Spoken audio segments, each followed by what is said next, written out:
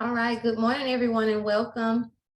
The ICF Training and Technical Assistance Team is honored to welcome you to this California Housing and Community Development Training session offered through the Emergency Solutions Grant Coronavirus Relief Consulting and Staffing Services Contract.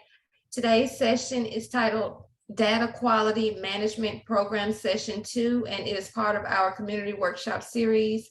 My name is Kimberly Simpson, and I will be today's host. And it is my pleasure to hand it over to our first presenter, Chris Pritchard. Thanks, Kim. Welcome, everybody. As Kim mentioned, we are doing our second session on the Data Quality Management Program today, and I have with me a guest. So I'm going to let Alyssa introduce herself before I say all my things. So Alyssa, would you mind saying hello? Not mind at all. Hi, everyone. My name is Alyssa Parrish. Pronouns are she, her, hers, and I'm Asian, and it's wonderful to be here with you today. I see a couple of familiar faces, so it's nice to be back in California. Thanks. Virtually. Virtually, indeed. Well, everyone, my name is Chris Pritchard. I also work for ICF, he, him, his pronouns, and I identify as white. I am here all the time and always see all your smiling faces and love to see them. So thanks for being with us.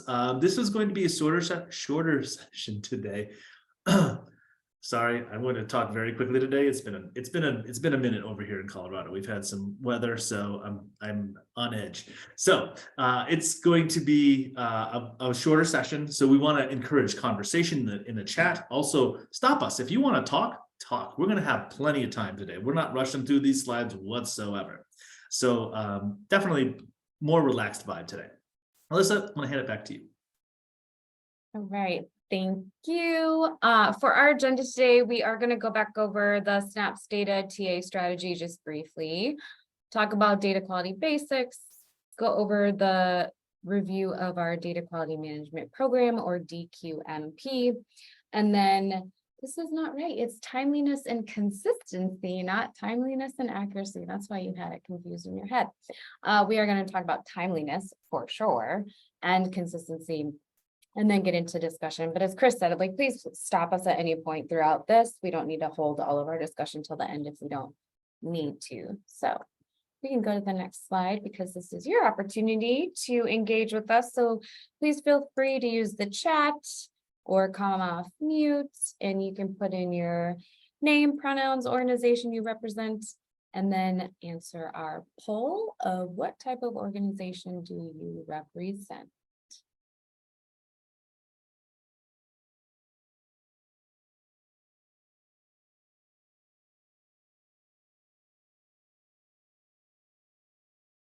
I also know that some of you on here represent more than one type, but it looks like this is single select. So whichever one makes the most sense to you for the purposes of recording your answer. And then if you want to clarify in the chat, you can.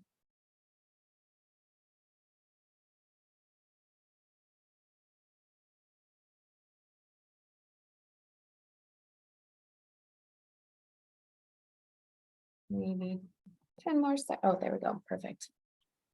All right. Oh, we have some homeless services providers in here. COC lead, HMIS lead, government organizations. All right.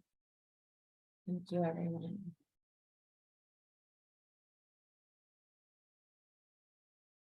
All right. I see folks coming in through the chat too. I'll hand it back over to Chris, but please feel free to use that chat. Thanks, Alyssa, and thank you all for being here as well. So we started last session with the same thing that we're starting this session with, which is the SNAPS data strategy and data quality document. So this document came out several years ago, and I think has been lost in the pandemic and all the things that have happened to us since it came out. But it's good to orient where HUD thought we should be now. When it relates to data quality, when it relates to moving HMIS forward. So I like to just kind of ground everything in the SNAPS data strategy. This is the first time we had one. We haven't had one since. Doesn't mean we won't have one again. And to be quite honest, a lot of the strategy here is pretty aggressive. And we did that on purpose because we really wanted the needle to move. We wanted folks to see it and say, wow, in 3 to 5 years, they want us to do X. Okay, all right, we can do that, but it's going to take a lot of steps. So I'm going to highlight it. I'm not going to go into great detail. If you do have a question, I'm happy to talk it through. So the strategy that SNAPS put together was really to improve data and to understand performance. This also coincided with the explosion of Stella P and using LSA data in a different way for racial equity. This really kind of was the beginning of those bigger ideas of HUD using data and making sure, you know, the data you have is good, because if you don't have good data, HUD doesn't have good data. So this is really a way for them to tell you their expectations about what data quality should look like. So there are data quality implicated in all three strategies, but they're directly related in 1 and 2. Just curious, and put it in the chat. I won't be able to see it, but Alyssa will. Have you seen this before? Yes or no? I would love to know that if you have or have not. I think the first time we did this, it was at a National Human Services Data Consortium, or NHSTC conference, and people were not happy with us at that conference with this session, because it really did push the envelope of where we thought HMIS could evolve to. So are we seeing anything in the chat, Alyssa? Yeses and nos? No? Yes, no? No, not yet. I did make a comment that we definitely will have one again. This is on HUD's radar to update and kind of review within the context of what we learned through the pandemic. And, you know, this strategy as it currently sits was developed really before HUD was incorporating equity into everything that they do. And so definitely wanting to review it from that lens, from the authentic incorporation of people with lived experience of homelessness informing it. So definitely we'll have one. Don't know what it will look like. Great. I see a one that it doesn't sound familiar, but yeah. Okay, that's okay. It doesn't have to. When we go through these next few, I'd love to also have some feelings if you want to put them in the chat for Alyssa to react to, because we got very strong feelings, and I will say that they were not positively strong feelings, and most people said it felt unrealistic. And believe it or not, that was the goal. The goal was for us to be aggressive and put out there something that you could strive for. So when people say it's unrealistic, I actually don't take that as a negative. I take that as a positive. All right, so here's what we're going to talk through. This is the way it lays it out. So each thing is a characteristic, and then it says, this is where we are, or where we should be near term. This is where most COCs should be in 3 to 5 years. And if you are in an advanced COC, you probably should be here in 3 to 5 years. And that 3 to 5 years is now. What we didn't account for is a pandemic, an infusion of ESG/CV funding that stunted all of our other development, and we had to deal with this $4 billion of funding. So the years aren't as important as if you're in bucket 1, you're kind of where we were 3 to 5 years ago. If you're in bucket 2, you've made some progress. If you're in bucket 3, you've made lots of progress. So I'm not going to read each of these. I hope you're having a chance to do that yourself. And Alyssa can probably put this link to this document in the chat. I don't think I have it in this particular one, but let's just talk about the first one. And I'll just take a single example out of it. So the first one is HMIS leads and system administrators, where you are currently. And I'll just take end users. The end user, your support for end users, HMIS leads support all end users and administrators meet data quality standards. Okay, that seems nice. In the 3 to 5, where you all should be now, end users, HMIS leads have developed training curricula to meet the unique needs of their different users, beginners, intermediate, advanced.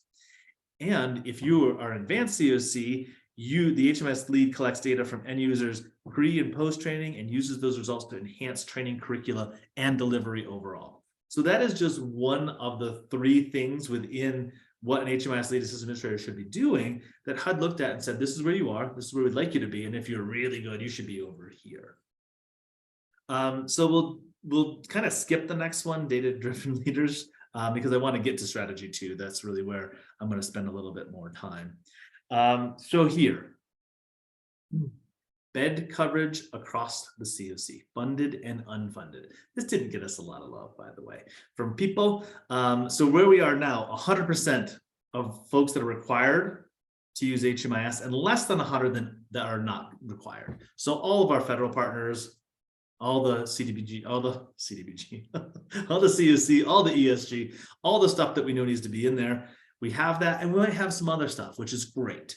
And we obviously have a little bit of help here in California meeting some of these goals because we have AB 977, we have CalAIM, we have a lot of stuff that's putting data into or taking data out of our data systems that allows us to meet these next 2 things. So where you should be today, if you are a COC, 100% of all homeless service providers in HMIS. That's a hard one to get, obviously. That is exactly where HUD thinks you should be. If you're advanced, they want you to have that and then go beyond. You guys are already going beyond. You have a lot of those providers through AB 977 that are atypical. Like there's an atypical one in AB 977, it's the community colleges. If you have a community college in your community, you've got a weird program to try to fit into HMIS. But we have HEAP, we have HAP, we have all these state dollars that come down through. So that's really good. And we also have this connection to CalAIM, which is not something that is a mainstream. It is definitely outside and really interesting. We also at the same time have HDIS that's trying to at the state level do the same type of thing and get all the HMIS data and then start looking at other data sets too. So I think we're doing pretty good on this one. Obviously 100% of all homeless service providers, that is a hard bar and one we're always going to strive for. So let's talk about timely, accurate, and comprehensive. So currently, where we wanted you to be 5 years ago, 100% complete. Completeness does not mean accuracy. Completeness means every question is answered. That answer might be, nope, don't know, refuse. I don't know. It could be all good data as well. We know that at that point, if we're 100% complete, we're not going to be 100% accurate. It's just hard to do. And then there is no timeliness standard. So that's where we thought folks would be. This is where we want you to be. We want you to be 100% accurate and complete. Those two things often are in conflict with each other. I can complete it, but it's going to be information that's not 100% accurate. So we've evolved into a place where we're understanding what our accuracy is versus our completeness. This one might get an egg thrown at me even virtually from you all. Projects directly entered data within 2 hours for a crisis response and 24 for permanent supportive housing. 2 hours. Yep, I know. It is a huge lift to get there, but HUD really understands or believes that data and data quality is important for the operation and of the COC and ultimately housing people, which is what HUD wants to see. That one got a lot of boos virtually. If you want to boo me in the chat, go ahead. I can't see it, so it won't hurt my feelings. If you want to be in what HUD considers an advanced community, you're 100% accurate. You also have 100% completeness. You're looking at customized local data. And I know that some of you are doing this. Certainly in some of my communities in California, we're looking at tribal nations data. That's not something HUD's looking at. We're looking at CalAIM data. That's not something we're looking at. So there's a lot of different things we're doing where we might be, some of our characteristics are in advance and some of our characteristics are where the majority of COCs will be. We're also still 100 completeness and timeliness meets coordinated entry placement and referral needs, which is probably less than 2 hours. That is kind of the underpinning of that for coordinated entry. You need information for people when they're in crisis. You can get them into the services they need. That is a heavy lift. I do not want to say otherwise. That's a heavy lift. All right, let's talk strategy 3 quickly. Using data, the COC using data for system planning. I think this is something that we're doing a little bit better, but using where you would have been 5 years ago, using project level performance data to make rating and ranking decisions and to set local goals for your providers. Where you should be today is aligning homeless services resources to meet the needs of people experiencing homelessness. And if you're advanced, using all data sources, homelessness and non-homelessness to prevent and end homelessness. That's a tough one as well. I'm not going to go through the rest of these in extreme detail. You can read them later, but they are all pretty aggressive. We got through the big one, which is strategy 2 on data quality. And now we're going to talk about data quality basics. So we did last session, and if you couldn't make it last session, we do have a recording of it that we can send. We did a data quality deep dive. We're going to do a little bit higher level today and then really dive into timeliness and the one I'm going to say wrong, consistency. No, I got it right this time. So I'm going to hand it over to you, Alyssa. All right, thank you. And we can go on to our next slide here. So definition of data quality. Nope, what are you doing? You know, when we talk about data quality, as we saw in the strategy, it really like one of the first things that we focused on was completeness. And I think when we, as a sysadmin, because in a previous life I was a system administrator, one of the first things that I really focused on was how complete was our data in our system, because it wasn't very good. completeness is one of the first things and easiest things that you can measure, right? You know what's not there that should be there. And so you can really accurately report on whether or not something is complete. Now, to Chris's point, that doesn't speak to whether or not it's accurate or consistent, but you can at least tell if it's there or not. But when we think about data quality, we're thinking comprehensively of completeness, timeliness, accuracy, and consistency. Those are really the 4 areas of data quality. Why do we focus on this so much? Well, I think to the point of, I think it was characteristic 3 or 4 in the data strategy. I mean, we're not just collecting data and entering it into an HMIS for the sake of collecting data and entering it into an HMIS and meeting our compliance requirements. There's a distinction or a difference between a compliant system, right? A compliant HMIS and a functional HMIS. I would guess that 99, if not 100% of your systems are compliant. How functional they are, though, really speaks to how well are you able to mobilize that data that you have entered into those systems to understand demographics, needs, experiences, outcomes of people that you are serving in that system, and how can you turn that data around to actually benefit the people that the data is about. So that's really why we hone in on data quality so much. We can go to the next slide.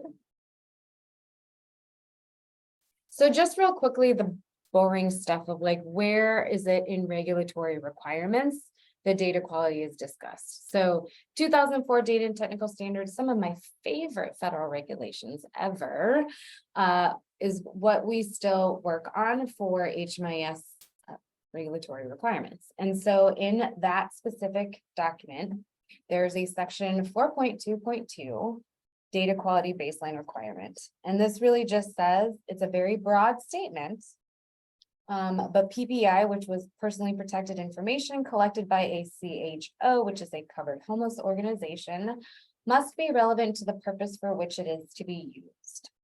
To the extent necessary for those purposes, personally protected information should be accurate, complete, and timely.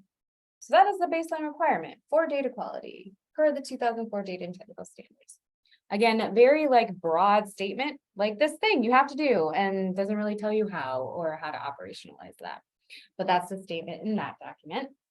If we go to the next slide, we have our COC program interim rule. So that guides the COC program. There is section 578.7 that really reminds us all that there are responsibilities of the COC related to HMIS, and those are designating and operating the HMIS. The COC in full is the one that designates the HMIS for the geographic area, that designates the HMIS lead, and the COC.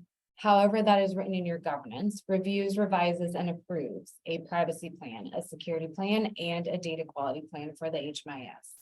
So again, really high level, broad statement of the regulatory requirements for the COC to be involved in your HMIS.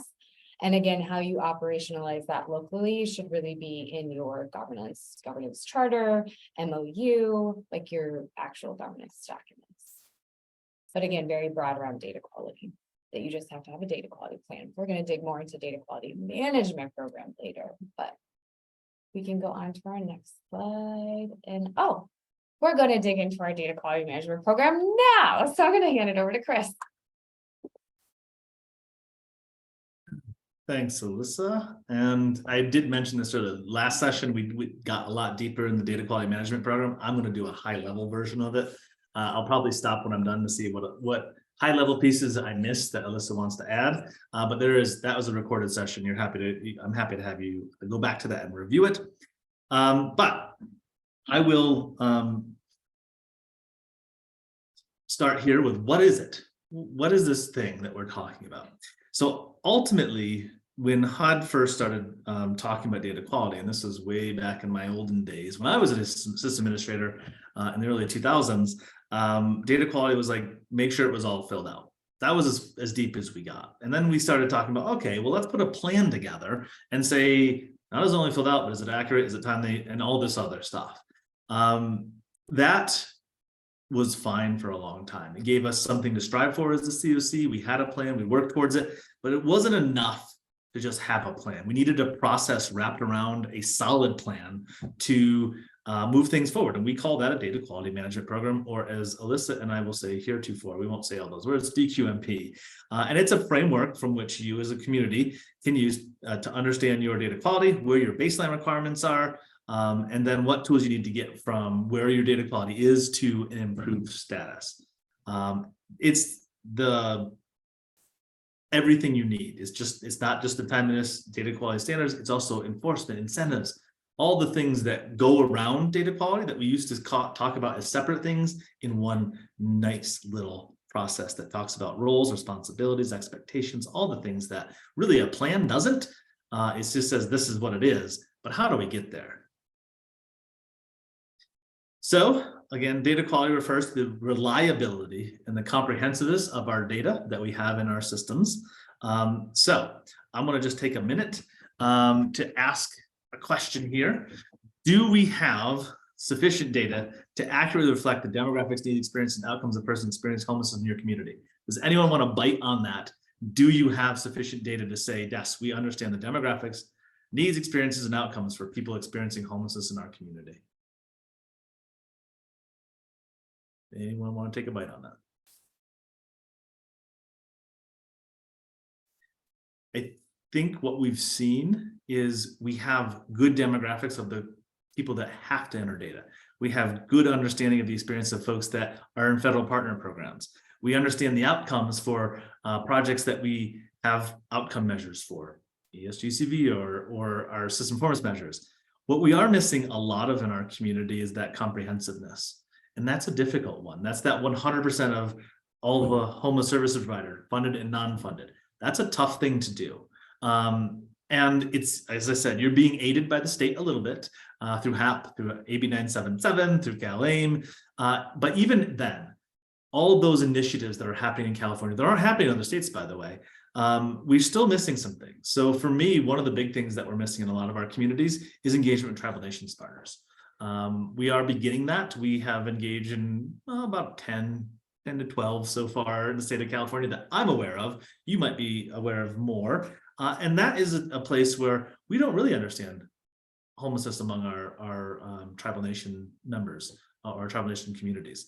Another is we have a lot of services that do not serve folks or folks of color don't want to access those services, and we don't have enough providers that get into those communities. So those folks sometimes go hidden or unhoused, and we don't know about it. So there's definitely a lot we can do in this, and to me, it's ever evolving. We already know that Alyssa covered these. I am talking specifically about system coverage right now on this particular slide because I thought there might be some conversation that folks might want to have. Oh, and something just happened to my screen and it didn't mean to. So we were talking about completeness, not as completeness as is the data there for a client, but is the client's program that they're accessing part of the system? And the answer should be yes. I think a lot of times it might be no. So I'm going to just stop there on completeness and coverage and see if anyone wants to say anything. Or Alyssa, do you have anything you want to add? We did have one person say, like, I don't believe we do have, going back to the question about do we have sufficient data to accurately reflect? I would agree. And as you were talking through the data strategy earlier, and yes, like California has had the benefit of things like AB 977 and things like HDIS even that have been implemented to help support you in different things.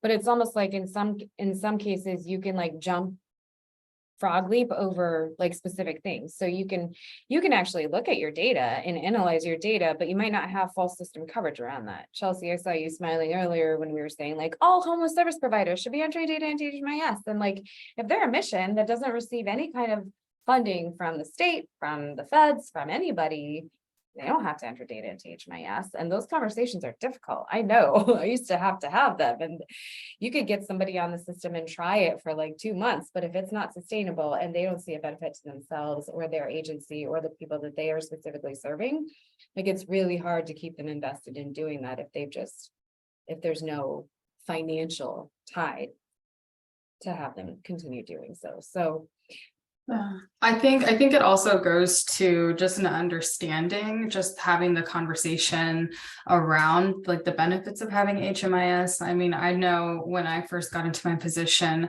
HMIS was kind of seen as like there was just a lot of pushback. There wasn't a lot of positive talk around it. It was just another thing that we had to do to meet grant requirements, you know, and it was seen as just like a struggle just to get through it. But having persons who change the words used around HMIS, like saying, oh, this will benefit us in this way, and having that training really be uniform across all agencies. Because I do notice when I'm asking residents or clients questions, depending on how I ask it, I get a different response, and persons will change their responses depending on what they feel they'll receive from the agency, which is a survival technique, and that's completely fine. But it does mean that we will always have a certain percentage of our data that's inaccurate, and it's just because we're dealing with humans, you know, and that's just what comes along with it. The imperfection is a perfect human, you know, so that's just what it is. But I think it does need a couple of things need to happen in order to get to a better place with the whole county using HMIS, and one being the way we talk about it and using more positive language, and it not just being seen as like this dredging along thing, and making sure that across agencies we're understanding the questions that we're asking, and that it's going to take time, but it is something to strive for. I like that you went there because it really speaks to consistency. And when I think of consistency, I think of inconsistency, because as you said, imperfection is kind of a perfect human. And also the data in our data systems in an HMIS is self-report. That means we're relying on someone's self. There are days where myself wouldn't give you accurate data because many reasons, perhaps. So there is that element of humanity, but consistency, I think to me, the biggest example of that is how we operate coordinated entry. And we're all using the same assessment, but we're getting clients that are virtually the same, different scores or different outcomes because of how we ask the questions or how we as an organization understand the questions. That's all part of consistency that goes across the hardest part of this, which is training, because you have to train folks to understand how to collect data well, and they turn over all the time. So you're always doing it. So just for instance, you're going to, in October 1st, have to figure out how to train your staff and your entire HMIS usership how to now talk about race and ethnicity as one thing instead of two things. Well, that's something that if you're not planning for it, can catch up to you, and all of a sudden you're going to have bad data because people are like, well, this is different. Which of these boxes do you want to check? And that's not exactly the best way. And we also know from a consistency standpoint that, you know, the best way to get a social security number is not to just walk up to somebody and say, hey, give me a social security number. There's ways to get this information in a trauma-informed, in a client-centric way. And that's all part of consistency that we will talk about in more detail later, though I'm probably getting way too deep in it now. So I'm going to move a little bit forward, but Yesenia had a great point I wanted to play with. So thank you there. Alyssa, anything else you want to say on this one before I move forward? Yeah, I would just pull on the piece around, I mean, what you were mentioning, all of that resonated with me because, you know, I remember a time when the system that we took on, like everybody just considered it the black hole of data, right? It was a compliance thing, it was a thing we had to do. We don't care about it. We just got to get it done and get it out of the way. And it was like, it's a comms strategy and how you message the benefit and the value. And also, you know, for us, something that worked really well, because we did focus on data completeness first and foremost, because it was pitiful. And so it was something that we could start to really address with folks.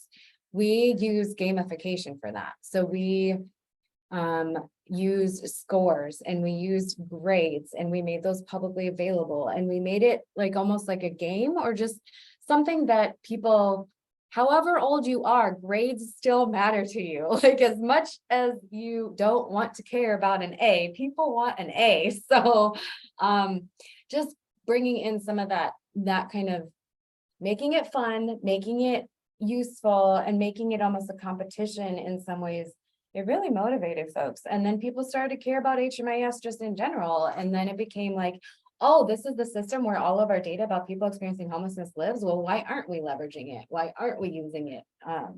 And the demand for it increased exponentially. So definitely like communication strategy and different ways to kind of message the importance of it.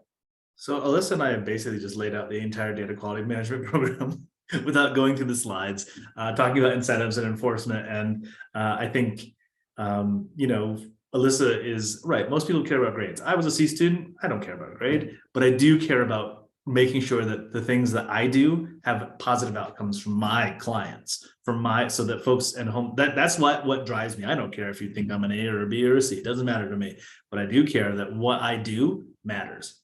And you have to find the ways to push those buttons. So when we get to the incentives part, Alyssa has positive incentives. Let's make this a competition. We would do it the same way, but instead of competition, it would be, you fix your data quality, I'm going to stop funding you. I'm going to find someone else to do the work.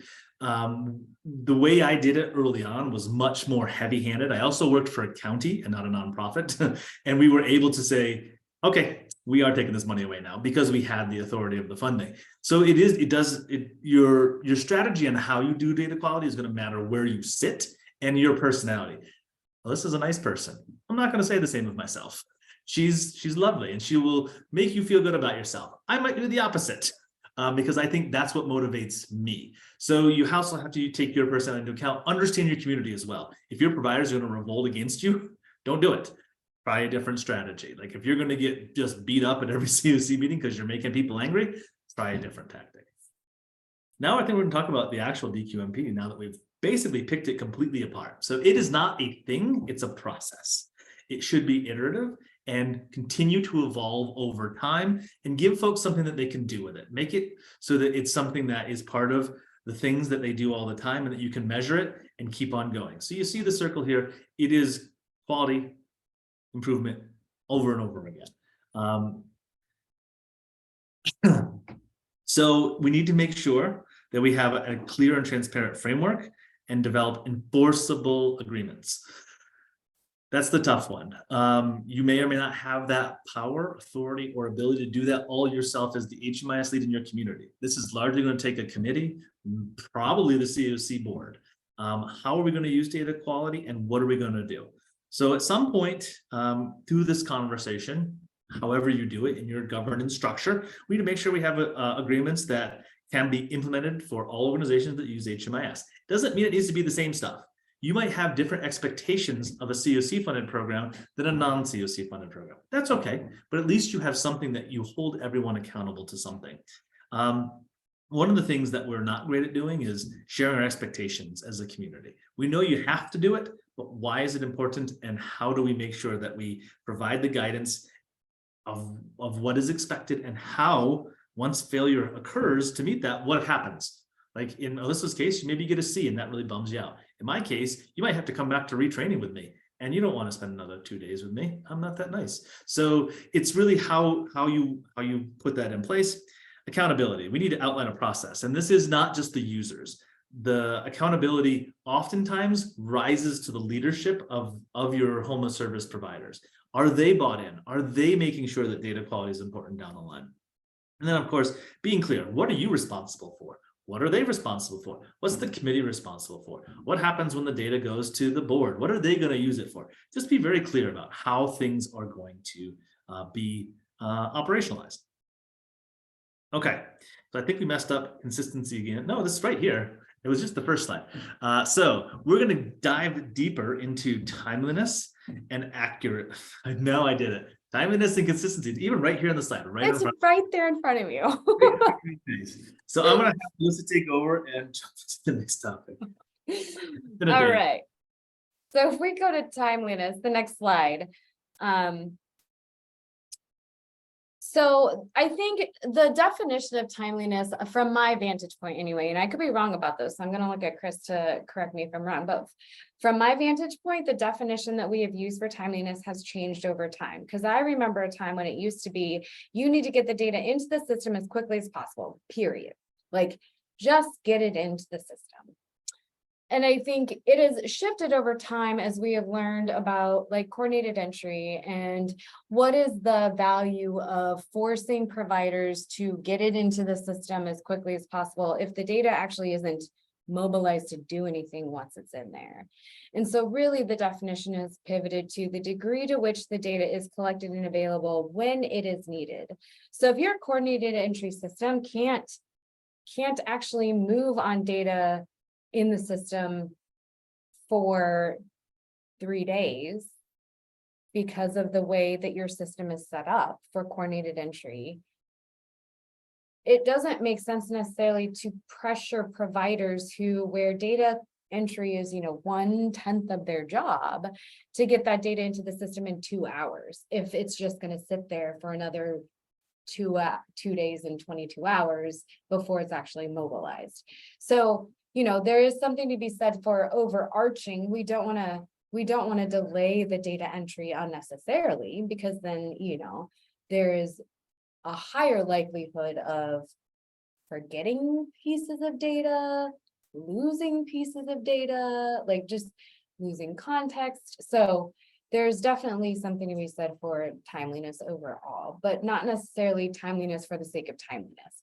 Timeliness to make sure that the data is available when it's actually needed and when you can actually move on it. So if we go to the next slide. I just want to point that you said something that made sense to me. So when we first did timeliness, it was to get the data in quickly so the person who collected the data wouldn't make more mistakes than necessary. That was what timeliness was about when I started. I didn't use that data time. I wasn't using that real time. We didn't have coordinated entry. I didn't need it today. I really didn't. We were only doing reporting probably quarterly. So I really didn't need it today. Coordinated entry, working as a community, really changes the game, right? We need to have data when clients are experiencing that crisis. So it does kind of shift data expectations from when I say 7 days because that's what we decided as a committee, but I'm not using it every 7 days as a system administrator, versus we are using it every day as a community because it's going into coordinated entry and we need to know where folks are going and that kind of stuff. So I think that was really a big evolution for timeliness. Yep. Perfect. And we spoke to a lot of this already, right? So with the integration of coordinated entry into our homeless response systems, making sure that the data is available when it's needed to make sure that folks aren't losing out on opportunities and or housing resources that they are eligible to receive. That is really, really important. And so that is what timeliness really comes into play. Again, this also reduces the likelihood that pieces of the client's story are forgotten or, lost or missing or something. And accurate reporting does rely on timely data entry, meaning that if you have a dashboard that you update weekly for the purposes of coordinated entry or monitoring project level performance or whatever the case, even system level performance, if you don't get the data entered into the system in a timely manner, then the reporting that you're looking at is just, it's wrong or is inaccurate, and it's going to skew, the results in the analysis. So, Chris, anything you would add with this on timeliness? Okay, let's go to the next slide. And pause for discussion. I'm curious about where you all sit related to timeliness right now. Are there specific things you use? Because I know with some of the systems, there are actually limitations in what you can actually report on related to timeliness. And I think it's the APR data quality section that only reports on like entries and exit timeliness. But curious about this.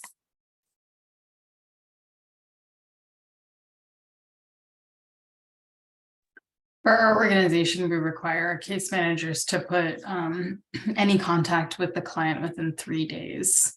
That's kind of what we're shooting for. We're not 100% there, but we are making progress to that. Is that 3 business days or 3 days? 3 calendar days. Thank you for clarifying. I clarify all the time. Yes, 3 calendar days. Perfect. And is there, when you are reporting on that or looking at that, do you see a trend with like a specific project type that might not be meeting that more than others, or is it just kind of specific providers? No, most definitely. There are case managers who work primarily with families. It's a lot easier, I think, for them because their caseload they only need to speak to one person to get, or two people to get information on a family of 6. You know what I mean? Like the children's information will be encompassed with the adults, and although they have a caseload of 30, 35, a good portion of those are children, and it's just laying eyes, making sure for safety and things like that. And then for our case managers who deal primarily with single adults or couples, those are a little bit harder because their caseload does reflect 30 individuals. And it's a little harder to make sure. And we try to meet people where they're at. Just for time wise, we understand, people are going to school, they have jobs, so we try to be as flexible as possible. But that's where we've kind of noticed we need to make some corrections or something like that, just some type of incentives when we see our caseloads of our case managers who have more single adults on their load. I'm also wondering, when we started to talk about timeliness, if there's any programs in particular that you have different timeliness standards for. So when you saw our HUD's strategy, they had different standards. They're like, permanent supportive housing, it's fine for 24 hours because you're at the end of your housing journey. You're stable. But with crisis, we really want to know within 2 hours. There's a difference there. So HUD's parsing a difference, saying we care about timeliness different for different entities. And maybe it's the same as street outreach providers. We don't hold them accountable for having all the information up front because they don't know it. They have to evolve that relationship. So we allow that to happen. So I'm just curious if that spurs any conversation.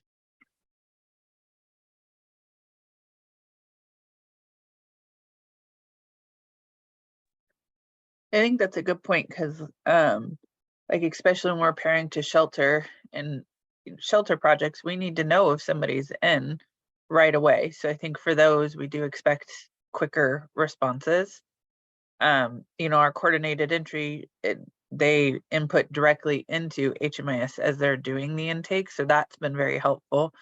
Housing programs too. I mean, we have limited resources and we don't want to waste our time trying to pair to something where somebody is already matched up with a program. So I think that plays in part of what we do. Thanks, Chelsea. I was sad I wasn't spurring conversations. You saved me. I was also going to just elevate some of the comments in the chat. So Tammy mentioned that other than the APR and the timeliness metrics in there isn't a way to really measure that. And I'm curious, and because I know everybody's systems have the APR program differently. I know that in systems that I used to work in, like the APR, obviously when you export it, it's a CSV, that zip file that is just unreadable. But in the system itself, when you run it, is there a screen that you can actually see, okay, this number of client records is included in this timeliness piece. And if I click on this number, I can actually see which client records are included in it, to be able to dig into details? Yeah, I believe so. We've just started looking at that piece. And so, yeah, that does sound accurate. And then we actually have started bringing in we're creating an agency report card, and the timeliness is going on that. And so, but for me, I never knew that was a thing until we started diving into this. Yeah, and right now I'm trying to, this is Tammy, build a report that includes both of those things, like you said, Chelsea. Right now we're doing a report card mostly on data completeness. So I'm trying to build just a custom report so it includes timeliness. Awesome.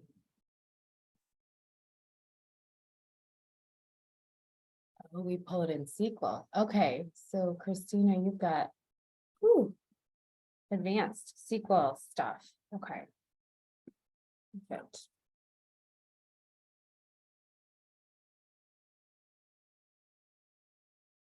Do we want to go on to consistency at this point, or anything else around timeliness? I think we're ready to move. All right, so consistency is the fourth of our data quality tenets. We've talked through timeliness. Last time we did completeness and accuracy, because to me, completeness and accuracy are cousins.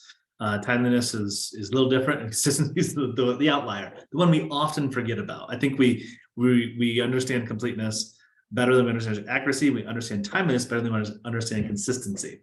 I say that as being a data person prior to the VI SPDAT, prior to CES.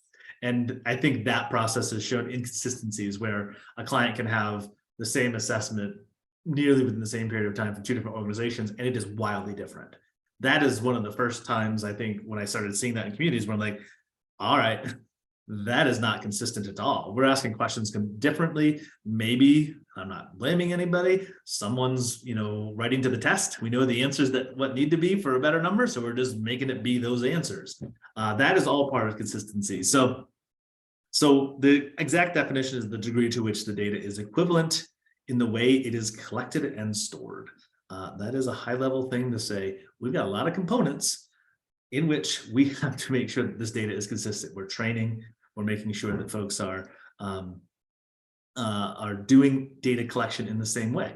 If I am collecting race and ethnicity different from Melissa, she is doing the right thing and asking the client how they identify. I'm doing the wrong thing by just saying my skin color, I'm going to tell you what you are. That is a big inconsistency that you would need to figure out. And obviously, as we've shared more data, some of those practices has gone by the wayside because you could see the inconsistencies as different agencies were entering clients in the same data. And at one point they were female, then they're male, then they were black, then they were white. And it was just bad data collection or bad data entry. So let's dig into consistency a little bit more.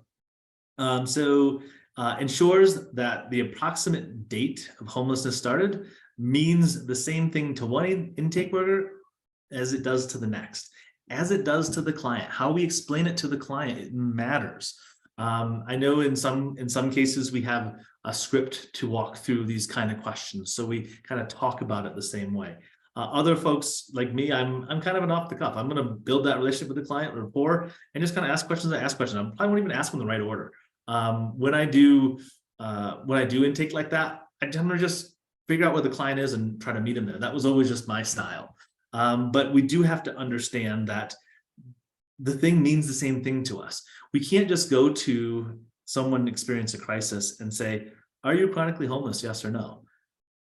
Believe it or not, the data standard used to be that at one point. It was just chronic homeless, yes or no. How we got to that, we did not know. Now we have this whole beast 3917 that gets us to an answer. But if we're not using all those components consistently, we're not actually getting to that answer. And making folks chronically homeless, I know the approximate dates homelessness started in some data systems is also wonky, that it looks weird and it acts funny. It's also a very hard thing to collect from a client because I don't know about you, but I can't tell if it's 2023 or 2021 at this point. It's just it's just what it is. I very easily lose track of time, and I can't be the only one out there in the world that does that. And certainly I'm not even in crisis and I don't know kind of what's happening. So those shared definitions are really important. That's really key to training, making sure that folks understand how the data system works and how to collect the data. When I used to do training, and this was long ago, 15, 20 years ago, we would do, this is how the data system works. Here's our policy procedures. So this is how we're going to use the data system in our community. And this is how we're going to talk about it with clients. That was 3 components of the way I wanted to have a training done so that we could try to get to some consistency. Because I've sat with enough folks entering data in the system and collecting data incorrectly, that shared definition is the thing that creates consistency. So reliability. And this to me is I'll call it the VI SPDAT quandary. A client is assessed by one part of the homeless system, and the results should be the same in a different part. That has not bore out in a lot of cases. And I see Chelsea smile because I know exactly what Chelsea does up in her community. And this is what happens. People that work in homeless services will lead their clients to have outcomes that are better for their clients. That is understandable. Clients, once they understand the process, will do the same thing. So we have to find ways to mitigate that, or at least identify that it's happening and address it. Those are important, that reliability of information. And last, when an agency reports that they are exiting 75% of their clients to permanent definition, what does that mean? I'll just give you an example. We were looking at a community that had a bunch of shelters, and we're just looking at shelter data. And we saw this one shelter that was having great outcomes. Everyone was going to permanent housing at 30 days. Like, okay, cool, let's go see what they're doing. They were just exiting everyone to permanent housing in 30 days and kicking them out of the shelter. They weren't actually housing them, but that's what they were being told within their organization to have the outcomes that they needed to get the funding that they wanted. Well, it was easy to find because shelter, your success rate isn't going to be that good. Street outreach, your success rate isn't going to be that good. You're in crisis, your success rate should be lower. So having something that's all or nothing is definitely a flag. But if you see someone way outperforming, that's your opportunity to do one of two things: call them out on it, or figure out what they're doing and make sure everyone else is doing it too. And we've done that in certain circumstances. I think I've talked about this before, and this again goes back 15, 20 years. We as a community, one of the COCs that I worked in as the HMIS lead, we had an outcome measure that was really bad. Employed at exit, it was below the national average. It just wasn't good. So we started a consistency test on it really early on. Like, was it data collection? So we did some training, we did data collection, it went up a little bit. We then analyzed across system, all right, who's looking good? And we found a community partner that was doing it. They had made a partnership with an employment center and it was working really well. And we're like, oh my God, can you come to the COC and tell everybody this? How can we do this? Because every community has the same asset, we're just not accessing it. And when we did that, we saw in a year's time of going through this consistency thing of was it bad data? Okay, let's improve the data, let's improve education, find someone who's doing it well, and then propagate it. We found that we actually went from 2 or 3 points below the national average to 10 or 15 points above the national average. We could do this. We just weren't telling everyone how great we were at doing it. And that's what the data in HMIS can do. It can lead to good system change like that. All right. I feel like I can go on forever about consistency. There's so many components of it. It does feel like the most complicated one to me, and because there are so many components of it. So I just love to hear from y'all. If you have anything that's working well, something that's not working well in consistency, things that you've seen. Obviously, I know Chelsea's seen some inconsistencies with her CES work up in Yuba Sutter. But anything on the slide you want to talk about, I'd love to see it. And Alyssa, if there's anything in the chat, please raise it because I cannot see it. And why do the slides keep going back? I do not know. I don't want to tackle consistency. I think one way you could look at it, this is something we should probably dig in, is seeing how people respond to the questions as they enter different agencies as well. And then, you know, like you said, for the one, which it's just so sad, don't mark somebody as housed if they really weren't housed, but checking to see if they're re-entering the system. You know, is that accurate? Like, we want to start checking for how often people state that they're getting housed and how quickly they're re-entering into homelessness as a way to evaluate our programs as well and their success. But, you know, to see, is the housing navigation working in the program that's doing it, but taking a look to see that consistency across the board, as well as measuring success and re-entry and back into homelessness. Yeah. Thanks, Chelsea. You just triggered me from one of my earlier days. These pop up from time to time when people talk. As far as consistency goes, one of the things that I would notice, and I'll just take one example. One organization would always mark refuse or don't know for social security number, even though every other time I saw that client pop up, they were willfully and gleefully giving out their information to folks. So I knew it was guiding folks to the answer. That organization did not believe that social security number was important and would not let folks answer it. They would just mark it, and they likely wouldn't even ask. And they were easy to find when I started analyzing data, good and bad. I do wonder, and this is something that I think we'll see, you know, in the next coming years, what happens to the consistency of data collection around social security number as HUD has moved away from requiring 9 to requiring 4. That's going to be a fascinating consistency question that's going to be answered in each of your communities in very different ways. That was just one example. Alyssa, did that trigger anything for you? Because that was a kind of a throwback one from my mind. Well, the conversation about full 9 to last 4 actually just came up in a different conversation I was in today. And, you know, it's not just around consistency and what that'll look like over time, But also there have been conversations around deduplication measures around that, because a lot of vendors use social security number as a marker, right? Because it is a very unique identifier for people. It's not foolproof by any means, but it is, it is fairly unique. It's more unique than, say, date of birth in and of itself in isolation. So,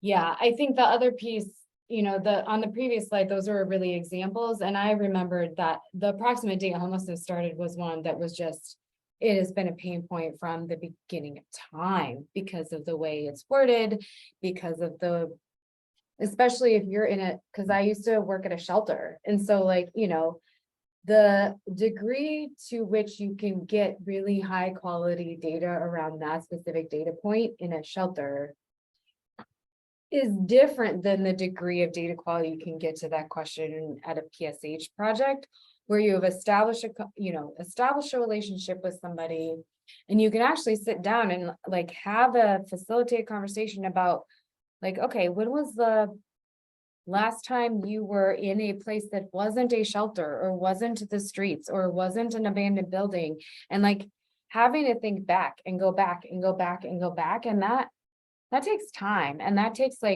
even pulling up a calendar or thinking through important events in somebody's life.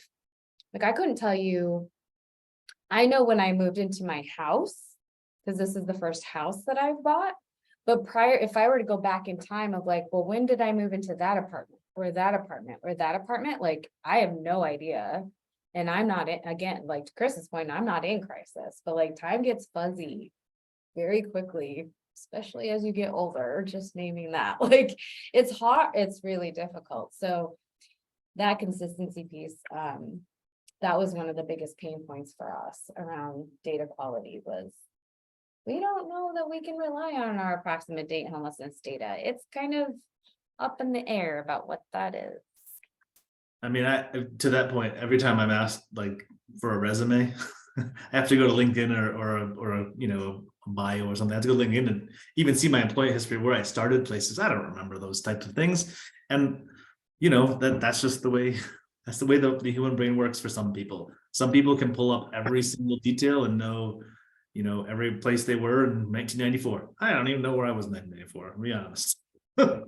So we have to account for that. Anything else on consistency? We do have some things, and I'd love to just get the open discussion as well. I think something that I've noticed as well, especially since we've gone to a full share system in Butte County, is it really helps because I'm the intake person for my agency, and I'm the first contact that persons have when they're entering our agency.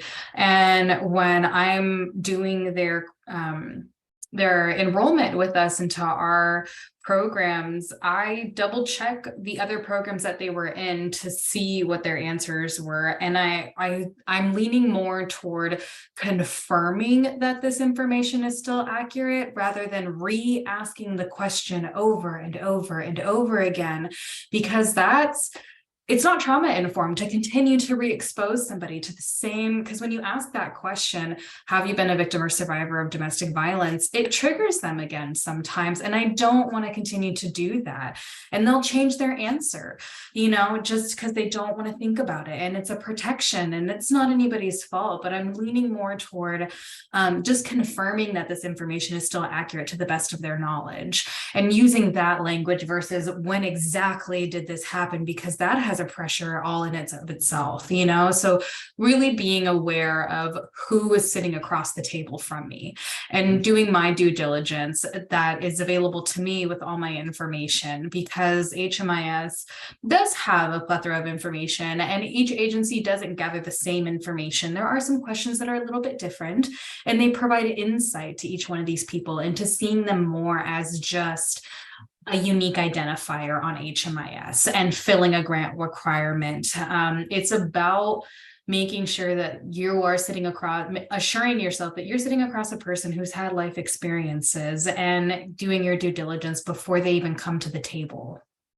Yeah, I would like to say that I was a pioneer in HMIS in the early 2000s, because my data system in Baltimore County was wide open from day one. but I wasn't client informed. It wasn't about the clients. It was actually about lessening the burden on the providers because they were the ones complaining to me. I said, well, if you open it up and you're both seeing the same clients, all you gotta do is verify the data and you're on to the next one. That's how I sold an open system. If I were to do it today, I certainly wouldn't go that route. I would go the trauma-informed route, but it got to the same place, which is we're trying to be efficient. And there are inefficiencies in our systems, and everyone we take down, there's a better chance this client gets housed quicker. Chelsea, I see you off mute as well, and I just wanted to. Well, I was gonna say two things. I like that idea. We have what we call our easy button, to where the information that's asked in coordinated entry, that you're able to use that and it transfers the HUD data over. And then we train to review, because obviously, you know, when somebody comes in a coordinated entry, they might be willing to open up, might not be willing to open up in that first one, where they might, now that they're with another agency, be able to open up that way. But we also found that the wording of the questions, everybody interprets the wording differently. And unfortunately, some of the ways that HUD words the questions makes it difficult to understand. So we've really been working on how do we bring in wording that it's the same question across the board. Because it's amazing as sitting in trainings, hearing what people think the question means when it doesn't mean that at all. And so that's what we've been working on lately to help get those more consistent answers as well. No, I completely agree, Chelsea. The way you ask it is so important because it does elicit a different response. And even then, I'm still going to my county person, Elisa Rawlinson, and asking her, like, am I asking this right? You know, and I just recently found out that I didn't understand what that question about domestic violence really meant. And it could also mean if you were a child as well. And I did not know that. And so it's just these things that you really have to be proactive about. But I completely agree with you. We have to be consistent and understand the questions that we're asking and what we're looking for with that. Thank you, Yesenia, and thanks, Chelsea. Chelsea, I just hope you don't get sued by Target for that easy button, or not Target. I guess it was, who was that? Staples. But I think I like the idea. It's brilliant. Diane, I see your hand up. Why don't you go ahead and unmute and speak your mind. I'm sorry. Yes, I have to agree with Yesenia.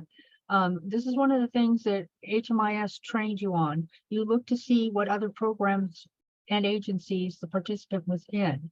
Look to see if there's a lock on their information. That gives you the idea, or that tells you that there's DV in the past.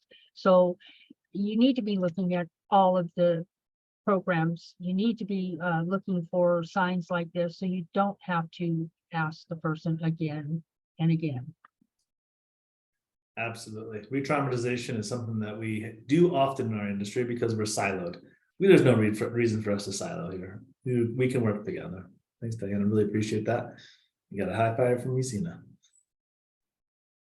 I love that. Yeah, I love the dual benefits of a shared system, because to your point, I think, Chris, when we were initially messaging about having a shared system, it was from both perspectives, but depending on the audience, we would emphasize one over the other, right? So for providers, it would be like, well, you won't have to fill in as much data. You know, that's a benefit to you. But also you're not having to ask the client the question over and over and over again. And to that point of re-traumatization. The other piece around that, I just completely lost out of my head. So that was great. If I remember it, I will bring it back up. I find that you remember something as soon as someone else starts talking. So I'm just going to talk. I just did. Whoever mentioned, I think it was Yesenia, were you mentioning like having conversations with service providers to ask them, how are you asking this question, and or how are you interpreting what this question means? Because otherwise I'm just making assumptions about what you think as a service provider the question means and how you are asking the question of the person experiencing homelessness. And so I think doing some of that information gathering to get a sense of how disparate are we in this question, like how many different definitions of this do we have, or how many different understandings of this do we have to be able to align, okay, let's get back on track with like, this is actually what we mean when we're asking this question. Thanks, Alyssa. Diane, do you still have your hand up? I can't tell. She just left her hand up. I don't think it's back up. I will say that you all are consistently awesome because I know many of you and I've seen you at these trainings, and I don't get to talk HMS all the time like I used to. And this has been amazing. So I'm going to move us forward in the conversation because we do have a few more slides, and hand it to, actually, we have no more slides. We're just going to take the slides down. I was done with them anyways. There we go. I thought there were some examples, but we must have taken those out. So we now have a little less than a half hour to talk anything HMIS or data quality y'all want to do. I can't probably get too deep into the data standards changes. Alyssa probably can do a little better than I can, but we'd just love to hear anything around data quality HMIS that is important to you at the moment that we can talk through. And if there's nothing, we'll just obviously change. Now I can see the chat. This is all opening up my world. So anything y'all want to talk about?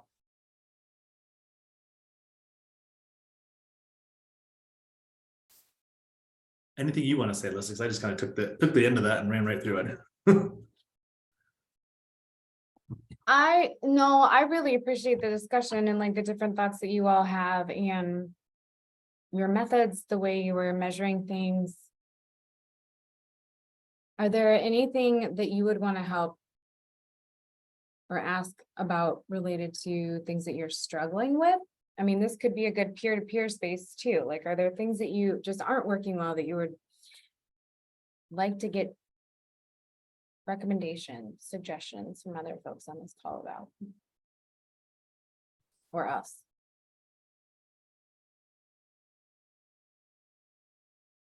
I know we're worried about the paperwork, the HMIS and getting into there on time. And that seems to be a struggle with a lot of people. It just, I don't know what the struggle is. I've been in this for 16 years. Before they split it all up, I was making phone calls. I was setting the appointments. I was doing the enrollments. I was looking for housing. I was looking for jobs. I was doing all this, and I kept my files in order. So I don't understand what the problem is at this time, because they have a lot less to do. And now that they only have 20 files, there should not be an issue with any of this. That's all I had to say. And you're running into timeliness issues, Diane, like with the data getting entered in the system? Yeah, because I'm in the compliance department, and it's not just the stuff getting into the system. It's the files not being put together correctly. I mean, we have our problem solvers, and they get everything together if it moves on to the FRTs, and they get the initial documents in that file, and that file's ready. We do a mini audit on it to make sure that they have everything in there at enrollment that needs to be in there, or they have a case note stating that this is going to be in there as soon as possible, But when it gets up to the case manager, it comes back to us a mess. So yeah. I'm having that same issue, Diane. Honestly, I'm actually going to be doing like an internal audit on our resident files. I don't know. I know I came from county, and so our files had to be impeccable. Yeah. And it was very much stressed that it was my responsibility. These are my clients. It is my responsibility to make sure that these files are organized, information is accurate, and security. But I don't know why I'm struggling with that with my case managers. Yeah. I don't know how to change that conversation other than it's your responsibility. Well, we do let the supervisors know Yeah. what's going on. Some of them take it to heart, others really don't. So it doesn't seem like the message goes from them to the case managers. But I feel as long as we're doing our job, and the monitors come out and there's something wrong, that I know I did all I could to Right. files right. Right, exactly. Yeah. So but thank you for listening. Thank you, Diane. Good to see you again this week. And Yesenia, thank you as well.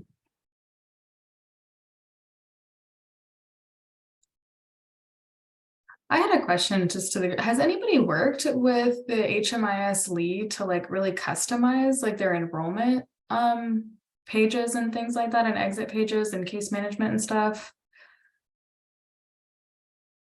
I've tried to, but you know, the supervisors, the way it's run here is the CEO says this is the job of the supervisors. They need to be doing this. So there's not much, you know, that I'm able to do as far as that goes. Because I've been working with Elisa in the IT department to really get like our programs, because I thought that was like a way to boost people going onto HMIS and documenting, is if some of the questions and information that they had to input were relevant to their case management and not just to meet grant requirements. So I put in a goal planning, and they're able to upload files and things like that, and general well-being questions and stuff. I just didn't know if anybody else had success with that or not. We've been able to do that within our HMIS system too, to be able to build it and make it what we need. And so that's worked really great for a lot of our agencies. Some of the hard part though is when our agencies have to use multiple systems. I don't know if you have that issue. And so therefore they're wanting to put more into one system than the other. So we're also working on ways to get our systems to communicate with the right agreements in place to be able to make less work rather than more work, and to be able to have the data in one place. Chelsea. Christina, I thought I saw you come off mute for a second. Did you want to share anything? Yeah, I was just going to say that we do a lot of customizations in our HMIS too, but I think it's more of a vendor issue if your system allows that customization. There's definitely different, how do I say this gently, different capabilities of different systems and how those can be configured. And I think we've seen those evolve over time. Some that when I used to run an HMIS, like I've run HMIS for 15 years. This is old school stuff. Weren't flexible at all, but they've changed their model. Now they are flexible. The data system I had used to be super flexible. Now it's not as much flexible. So it does a change over time as well. And we, need to recognize we've asked you as HMIS users, you as HMIS leads, vendors as HMIS, products to do a lot that is complicated. Coordinated entry, all these system performance measures, all these different reports, all these different workflows. It has become a very boutique, very complicated data system that we're all managing. And I think that, I do feel that because 15 years ago, it wasn't that complicated, to be honest. It was a little more straightforward. And I didn't do an AHAR. I didn't do LSA. I didn't do CES. All those things have come, and not a lot of capacity has come with it. And it has just been more things that pile on y'all as users and as agency folks and as system administrators and HMS leads. So just recognizing that there's a big lot of responsibility on y'all as a group of people.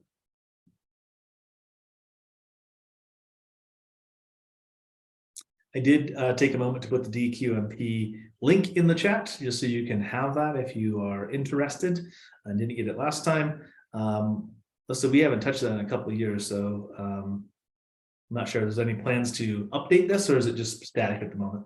Oh, so that was actually fun fact about product development with HUD. Can I share that? we developed this back in 2018.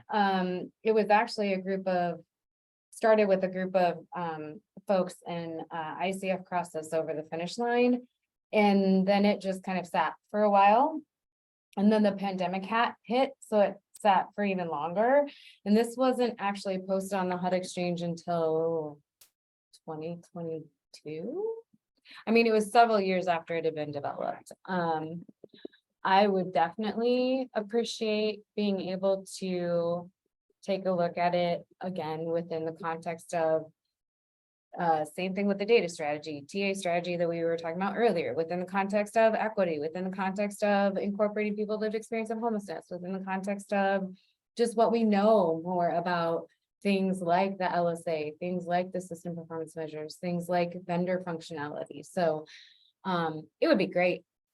It would be great. I don't know if and when. I forgot when it was posted because I was doing sessions on it NHSDC well before the pandemic, so. Yes. Yes. It was ready for prime time, but it wasn't posted until, oh, it says January 2021, so right in the middle of COVID. Good time to put something in. Any last questions, comments? Been a great group today. Just want to thank you for that. All right. Why don't we go ahead and end? Kim, would you mind walking us out? All right, thanks, Chris and Alyssa. Thank you all for attending this California Housing and Community Development Workshop session offered through the Emergency Solutions Grant, Coronavirus Relief Consulting and Staffing Services Contract. A 3-question survey will pop up as the session ends. Please provide your feedback so we can ensure these training sessions are as useful as possible. You all have a good day.